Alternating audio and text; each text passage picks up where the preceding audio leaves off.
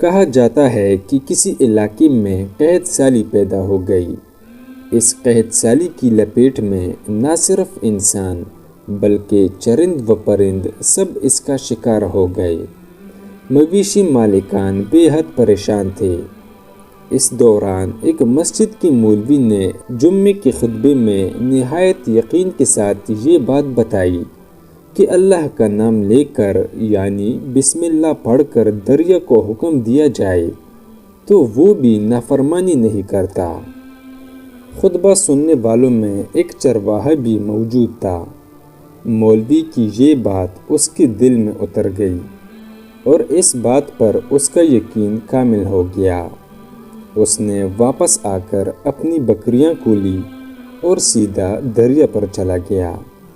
اونچی آواز سے بسم اللہ الرحمن الرحیم پڑھا اور دریا کو کہا وہ اپنی بکریاں چروانے کے لیے دوسرے پار جانا چاہتا ہے، اور اسے کہا کہ مجھے اپنے اوپر سے گزرنے دے۔ یہ کہہ کر اس نے اپنی بکریوں کو لیا اور دریا پر چلتا ہوا دریا پار کر گیا۔ دریا کی دوسری طرف کا علاقہ گھاس سے بھرا پڑا تھا۔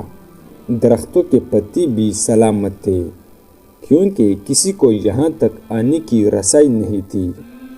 اس نے خوب اچھی طرح اپنی بکریوں کو سیر کروایا اور واپس لوٹ آیا۔ پھر یہ اس کا معمول بن گیا کہ وہ بکریاں پار چھوڑ کر واپس آ جاتا اور شام کو جا کر بکریاں واپس لے آتا۔ اس کی بکریوں کا وزن دگنا چگنا ہو گیا۔ لوگ چونک گئے اور اس سے پوچھا کہ وہ اپنی بکریوں کو کیا کھلاتا ہے۔ وہ سیدھا سادہ اور صاف دل نوجوان تھا۔ اس نے صاف صاف بات بتا دی کہ جناب میں تو بسم اللہ الرحمن الرحیم پڑھ کر دریا پر چل کر اپنی بکریاں دوسری طرف چروانے لے جاتا ہوں۔ یہ بات سب نے سنی مگر کسی نے اس چرواہی کی بات پر یقین نہیں کیا کیونکہ یہ ناقابل یقین بات تھی۔ مگر بات ہوتے ہوتے مولوی صاحب کے پاس پہنچ گئی۔ مولوی صاحب نے اس چرواہے کو بلایا اور سارا ماجرا پوچھا۔ اس چرواہے نے مولوی صاحب کو ہی حوالہ بنا لیا کہ مولوی صاحب میں تو آپ کا شکریہ ادا کرنے والا تھا۔ آپ نے جمعے کے خطبے میں جو نسخہ بتایا تھا کہ بسم اللہ کہہ کر دریا کو بھی حکم دو تو وہ بھی انکار نہیں کرتا، تو میں تو بس آپ کے نسخے پر ہی عمل کر رہا ہوں۔ مولوی صاحب حیرت سے اس کے چہرے کو دیکھتے رہے۔ مولوی صاحب نے کہا بھائی صاحب ایسی باتیں تو ہم ہر جمعے میں کرتے ہیں، فقط ان کا مقصد لوگوں کا ایمان بنانا ہوتا ہے۔ مگر بکریوں والا ڈٹا رہا کہ میں تو بسم اللہ کہہ کر پانی پر چلتا ہوں اور بکریوں سمیت پانی پار چلا جاتا ہوں۔ آخر کار مولوی صاحب نے صبح خود یہ تجربہ کرنے کی ٹھانی، جسے دیکھنے چرواہے سمیت پورا علاقہ بھی آ گیا۔ مجمع زیادہ تھا۔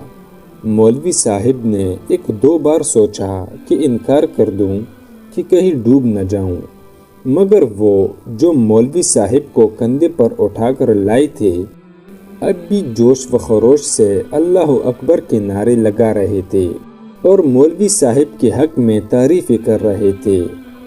آخر کار مولوی صاحب نے اپنے ڈر کو دور کرنے کے لیے ایک رسہ منگوایا۔ پہلے اسے ایک درخت کے ساتھ باندھا، پھر اپنی کمر کے ساتھ باندھا، پھر ڈرتے ڈرتے ڈھیلا ڈالا بسم اللہ پڑھا اور دریا پر چلنا شروع ہو گئے۔ مگر پہلا پاؤں ہی رکھا تھا کہ پانی میں گر گئے۔ مولوی صاحب ڈبکیاں کھانے لگے اور پانی کے بہاؤ میں بہنا شروع ہو گئے۔ لوگوں نے کھینچ کھینچ کر باہر نکالا۔ مولوی صاحب کی اس حرکت نے چرواہے کو پریشان کر دیا کہ مولوی صاحب کی بسم اللہ کو یہ کیا ہو گیا ہے، کیونکہ اس کا یہ روز کا معمول تھا۔ اس کے اپنی یقین میں کوئی فرق نہ آیا۔